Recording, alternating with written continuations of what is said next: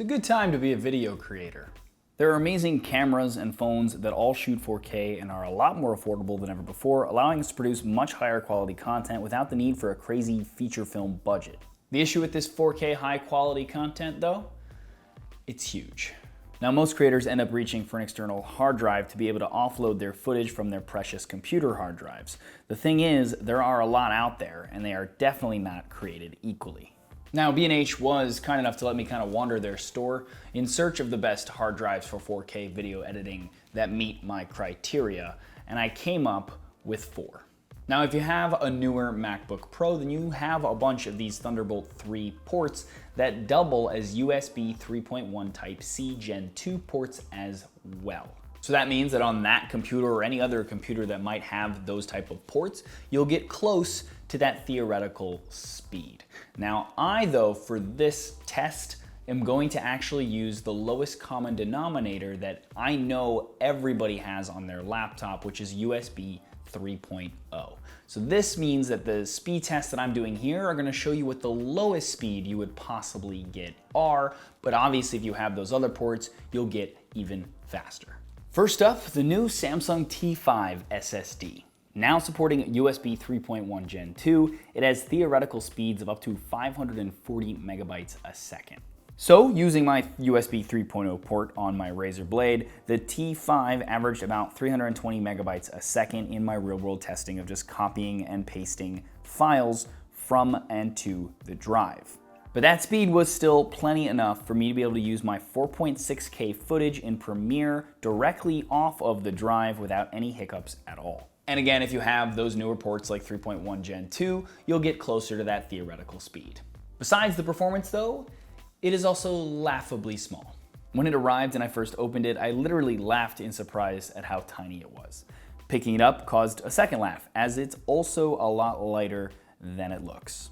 Now I personally love the blue color, even though it is only available for the 250 and 500 gig models, but the metal body that is on all the models is a nice modern aesthetic that I appreciate. Who says drives can't look good too?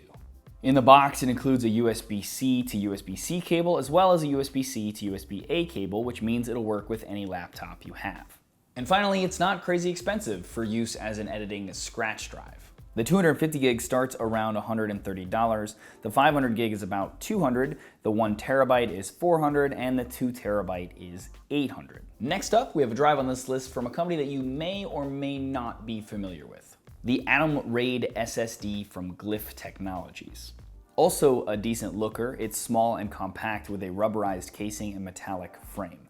I seriously love that companies are trying to make hard drives look better, by the way.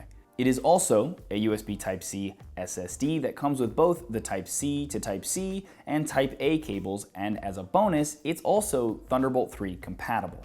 Now thanks in big part to that Thunderbolt compatibility and the fact that it has 2 SSDs in RAID 0 format, it can do theoretical speeds of up to 800 megabytes a second, which is just insane. Now again, to hit the top end of that speed, you need a Thunderbolt 3 port, which is faster than USB 3.1 Gen 2 Type-C, but then if you had the 3.1 Type-C Gen 2, you would probably get closer to the theoretical speeds as the T5 has. Now for me, using my USB 3.0 port, lowest common denominator, I saw about 420 megabytes in the real world copying a file to the drive. And as with the T5, that speed is plenty for me to use it to edit my 4K footage in Premiere without having to move the footage off the drive. And if you end up moving to a laptop with any of those mentioned ports down the road, then this drive, just like the others, will only get faster. Pricing for the Atom, though, is a little more expensive than the T5, probably thanks to that Thunderbolt compatibility, which I'm sure doesn't come cheap. And I couldn't find anything that wasn't 1 or 2 terabytes, so those seem to be the only options. The 1 terabyte is $460, and the 2 terabyte is about $820. Now the next one isn't as pretty as the first two, but it does come from a name in the storage world that I think you might be familiar with. SanDisk. SanDisk Extreme 900 SSD is technically the fastest drive, at least on paper, on this list. But again, to hit those, you would need the specific port. But even without it, I managed to hit about 420 megabytes a second on average using that 3.0 port.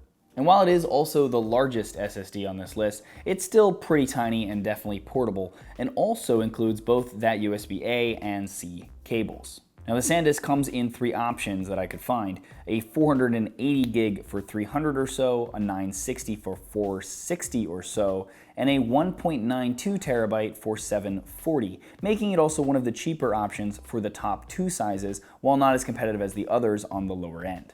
And finally, another household storage name brings the cheapest option on this list: Western Digital.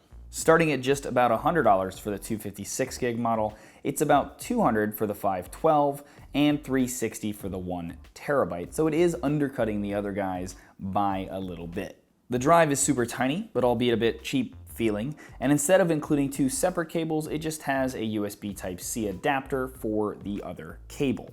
It also supports USB 3.1 Gen 2 like the rest, and can do theoretical speeds of about the same 515 or so megabytes a second. My actual speeds using that 3.0 port though was about 300 megabytes a second. Now with all of these, that USB 3.1 Type-C Gen 2 port means that it's going to be more compatible across any Mac or any Windows computer, and can use that USB 3.0 like I mentioned, and those Thunderbolt Type-C ports.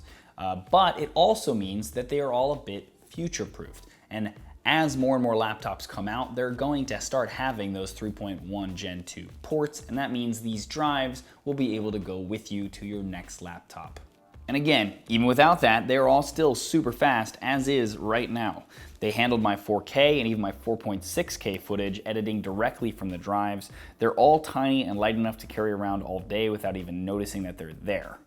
Now, I personally think that the Samsung is probably one of the craziest ones on here, just in terms of the price to the size, the fact that it's so light, you can carry it around, and not to mention the metallic look definitely looks good next to my metallic laptop, while also still being priced sort of right in the middle. But regardless, any of these on this list will work well with Mac or Windows, and also allow you to edit directly from the drive, even large-sized footage, which is great.